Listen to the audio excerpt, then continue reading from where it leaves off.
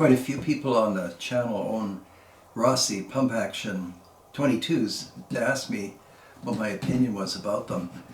And I had this one stored away, kind of heavily stored away, so it took me a while to get it out. And I can't believe I've had this channel for a while and I haven't reviewed a Winchester 1890. I had a few of them over the years. My favorite was a 22 short gallery gun. These rifles date from before 1900, and I don't know when they stopped production, probably in the 30s, you'll know. Anyway, this is finally the Rossi reproduction, and I'd say it's easily my favorite pump 22, which is funny because I don't ever get to shoot it, but I don't get to shoot a lot of guns in my collection, especially since I started the channel. What can I tell you about it? It's an immensely strong action. I guess I should tell you a story before I start talking about the action. It comes from the time when actions and everything from shotguns, rifles, 22s just had to work. They had to lock and work. Nobody was thinking about scopes. And some of the people, my fellow collectors, actually say everything changed once scopes started becoming popular, because everybody asked, well, can I put a scope on it? Kind of like all those actors and actresses that were movie stars, and then sound came, the talkies as they call them, and those actresses and actors, or I guess actors as they call them now, a lot of them lost work because they didn't sound good on film. So a lot of great rifles became suddenly unpopular because you couldn't put a scope on them. I never really fell for that. I don't know if that's the right terminology, but I find that iron sights are excellent most of the time. Obviously at dusk, for safety reasons, maybe it's good to be able to see better, but I'm probably a broken record on that subject. Anyway, this was pre-scope time, so when Browning invented this action, he wasn't thinking about putting a scope on top of the action, and I'll work it for you in a second. But why do I like it? Well, the immense strength of the action. It shoots 22 short, long, or long rifle. This Rossi is very well made.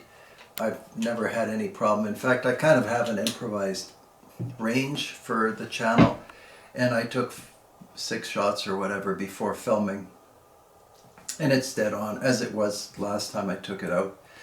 Obviously you can see it has a hammer, you can see the thumb or coin screw on the action, so it's a takedown, which I won't bother doing for filming. It's easy to understand. It has one action bar on the slide, and I don't know what kind of wood is on these Rossis. Somebody will probably ask me on the comments, and there are all kinds of tropical woods. It doesn't look like walnut to me, but it really is immaterial. They use excellent woods and excellent steel. Everything's made the way it should be on the Rossi. So it gets no negative comments from me in any category. But I'll show you how this action works, because it's just brilliant. So you can see that it's locked, and you can make out that something is dipping down here. Obviously the bolt goes into the action. And I'll just do it quickly, and you can see, I mean, like everything from John Browning, this is obviously a higher intelligence at work. So the action drops back into the receiver for locking. Now some of you say don't dry fire the rim fire, so I won't do that. Let the hammer down. We'll do it slowly. Now you can see how the bolt lifts out of those recesses. So I mean, that's the equivalent of front locking lugs, except it's accomplished in a different way. The bolt lifts up, and the round then is taken back, the empty casing, by the carrier. And this part here, actually, the round that's loaded is sitting inside the carrier. Some people wrote me over the years that they are uncomfortable with the 1890 because they can't see the ammunition so clearly when it's in the carrier. That's kind of true. You have to look for the bullet. You won't see the brass case as you usually do. And then as the bolt moves forward, try to do it slowly. Now we would be pushing it into the chamber, and then it drops into locked position. And I can't remember where I was, maybe at the museum in Wyoming, I'm not sure. But Browning actually had a larger version, actually two versions, as far as I remember, you can correct me if I'm wrong, of this mechanism concept that ended up at 22, but this is so immensely strong, it would easily be a 4440, could have been a competitor to the Colt Lightning pump action.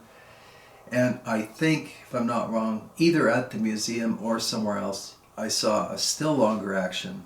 Not quite long enough for 4570, but something like that. So, again, probably a short video, but like I said, I think it's probably easily the best pump action 22 to own. Just ultimate reliability and entirely steel.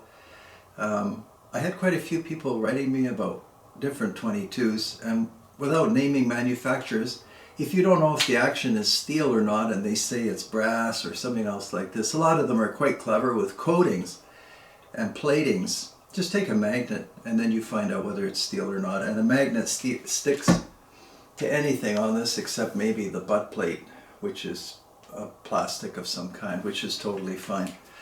So anyway, I hope that's sufficient coverage. It's lightning fast. You can feed 22 short, long rifle in any sequence, mixed up. Loading is the traditional port in the tube. You'll see it open right there. So that shadow that you see, that's where you put the rounds. And I don't know by heart how many of each different type. In fact, I tried to find long ammunition, 22 long. I can't find it anymore. So you're probably going to be loading short or long rifle, or maybe long rifle shot shells. Anyhow, that's about it. So the Rossi is excellent, and any 1890. And I've purchased 1890s where the bore looks like a stovepipe. I learned this early in my collecting career. People reject all kinds of rifles because the bore looks worn. But I take them out and practically speaking, they shoot very well. The bullet tends to swage to the diameter of the bore, even in a 22. And if it's a little rough in there, you'd be surprised. You can take it out. I'm sure maybe some of you will disagree, and I've seen some that you can't hit anything with.